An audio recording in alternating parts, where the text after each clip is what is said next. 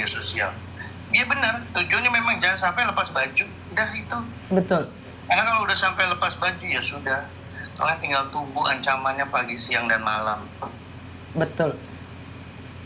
Gitu. Jadi sebenarnya gini, saya juga dulu itu nggak ada niat mengedukasi teman-teman di sosial media ini, nggak ada sama sekali. Karena awal pertama berteman itu saya sama Pak Romi Indra, itu mungkin dia paling banyak akun palsunya ya, dia polisi juga dari Lampung.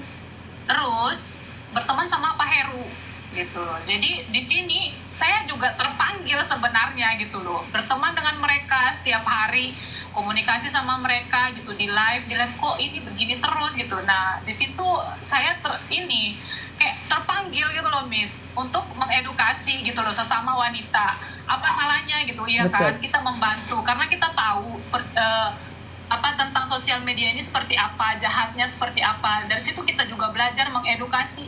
Kita nggak butuh orang pintar sebenarnya atau seperti apa, tapi keberanian kita untuk memberitahu ke teman-teman kita biar jangan tertipu, iya kan? Setuju.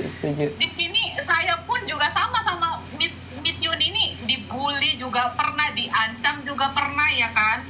Tapi buat apa gitu loh kita peduli dengan kata-kata itu? Saya cuman kasih tahu, selagi saya masih punya waktu memberitahu tentang akun palsu ini, bikin pintar perempuan-perempuan di Indonesia ini biar jangan sampai tertipu, jangan jadi korban. Karena kalau sudah tertipu itu kasihan, nangis, entah mau seperti apa, ada yang sampai rasanya mau gila gitu. Kita sebagai wanita juga miris dengar yang seperti itu.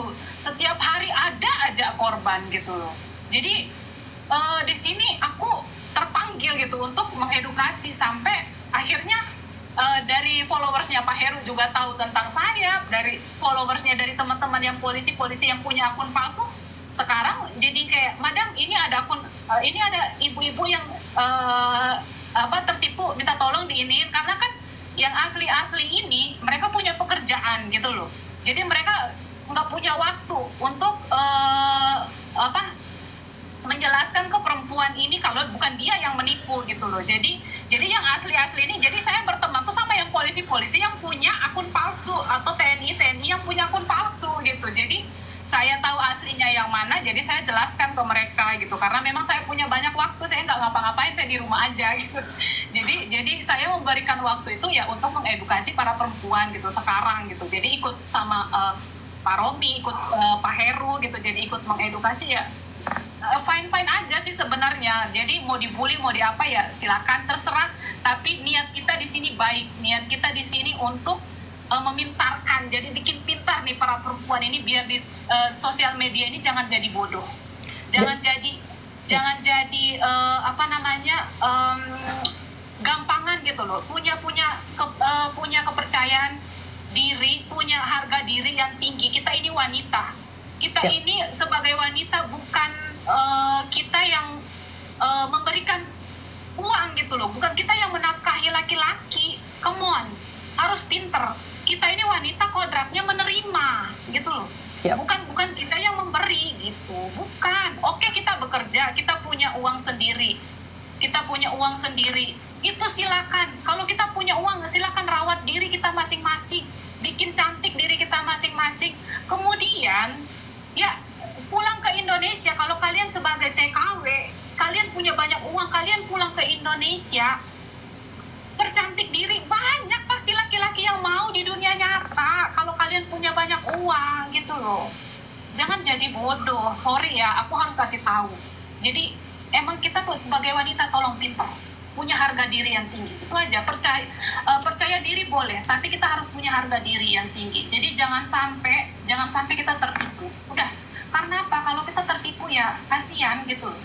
Kita kerja keras, sama kayak Pak Heru bilang tadi, kerja keras, capek-capek sampai keringat sampai di kaki, iya kan? Tidur mungkin udah tengah malam karena masih kerja, tapi duit kita habis percuma. Karena ada satu sampai saat ini ya, ada satu dari dia sekarang di Dubai. Miss, sekarang dia nggak bisa pulang, Miss. Karena apa? Habis uangnya. Uangnya habis, dia nggak bisa pulang. Ada dia komunikasi ke saya, Wow. Sampai rasanya dia mau gila, nggak bisa pulang. Dia kepengen pulang bulan Oktober ini tapi nggak bisa pulang karena masih mikir uangnya nggak ada. Gimana coba? Apa kita nggak miris?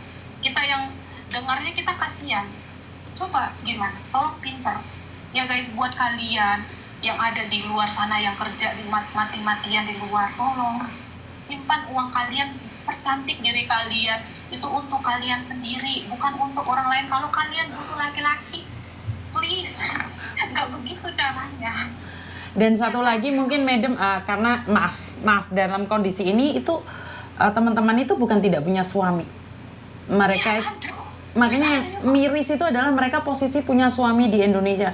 Dan yang saat ini yang sebenarnya mengguncang saya itu adalah salah satu polisi, profilnya saya ada, nanti mungkin saya minta bantuan.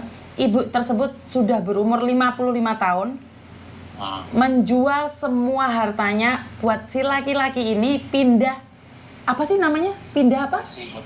Mutasi. Yes. Jadi karena berharap si laki-laki ini mutasi ke tempat mutasi ke tempat dia sampai rela mau menjual tanahnya. Keluarganya menyembunyikan data-datanya, tapi kan tetap kalah. Jadi ibu ini menjual hartanya demi laki-laki mau mutasi ke tempat dia. Jadi ini ngeri sekali ya. Maksud saya adalah keinginan untuk menjadi ibu-ibu bayang-bayang itu terlalu tinggi. Jadi saya nggak bisa bilang apa-apa ya. Waktu di Kick Andy juga kan mereka menanyakan kenapa kasusnya tuh banyak penipuan. Ya karena bayangan mereka itu bagaimana caranya bisa menjadi ibu bayang-bayang, bayangkari.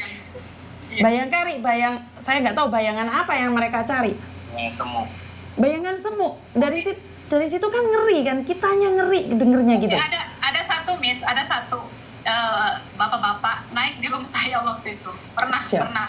Istrinya kerja di Taiwan dan istrinya ini tertipu dengan akun atas nama Taufik. Nah, Taufik ini kan juga teman saya juga kenal gitu, temannya.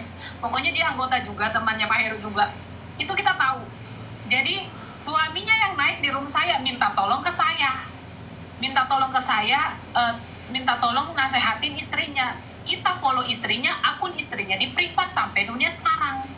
Karena dia ini mau dicerain sama istrinya. Dia mau nikah sama si Taufik ini katanya. Ya gimana? Kita harus nasehatinnya gimana? Jadi gini loh, Miss. Sebenarnya ya memang karena ketidaktahuan mereka ya.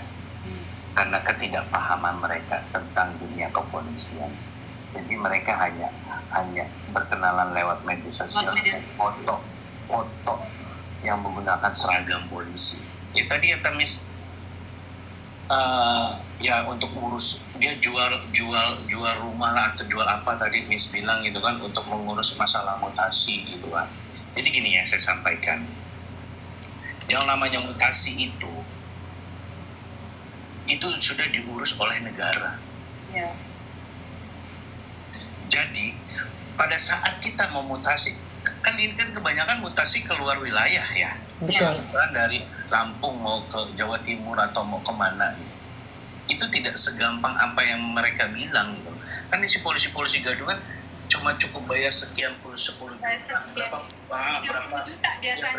berapa puluh juta lah, udah proses gitu, bisa tidak. Jadi proses untuk mutasi itu, apalagi untuk keluar wilayah itu, kita ada dihitung dari masa dinas kita. Jadi Siap. itu di atas 10 tahun masa dinas kita itu akan diperhitungkan untuk kita bisa mutasi. Tapi pun dengan catatan itu kita mutasi itu atas dasar apa? Gak bisa sembarang kita pengen ke sini, kita pengen ke situ, kita pengen mutasi ke sini, nggak bisa gitu. Jadi kita bisa mutasi itu dihitung dari masa dinas kita. Dan kita misalkan alasan kamu ini mau mutasi ke sini apa gitu. Ya, ada yang berbicara tentang saya mau ngurus orang tua saya karena sudah sakit-sakitan tidak ada. Itu bisa dipertimbangkan untuk diproses. pengurusan mutasinya, atau mau dekat dengan keluarga, itu bisa. Alasan keluarga memang bisa. Kadang kan mereka gini loh, Miss.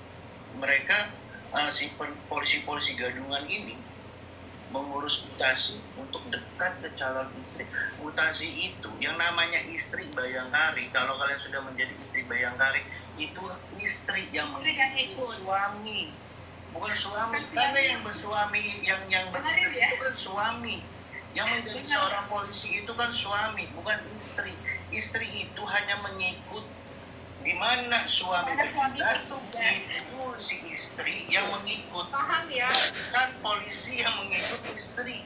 Karena yang berdinas itu suaminya, bukan kalian yang perempuan-perempuan. Jadi kan ini kebanyakan si calon suaminya. Ini masih calon ya, masih calon, bukan belum jadi istri bayangkari.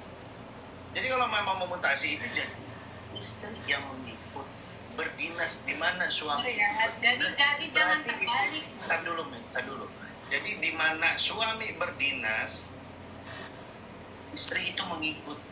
Itu yang benar. Sekarang gini, kalian TKW. Kalian berkenalan dengan seorang polisi. Dengan alasan si polisi gadungan itu mau dekat dengan kalian, harus bayar dengan sekian uang 10 juta gitu. Sekian puluh juta untuk biar dekat dengan kalian. Itu salah besar. Tidak seperti itu prosesnya. Kalau kalian mau seperti ya, kalian nikah dulu. Kalian harus sah menjadi seorang istri bayangkari yang diakui oleh agama dan negara. Itu yang benar. Karena mutasi pun nggak sembarangan gitu loh. Saya pribadi pun seumur-umur menjadi seorang polisi, nggak pernah itu yang namanya mutasi keluar wilayah, nggak pernah.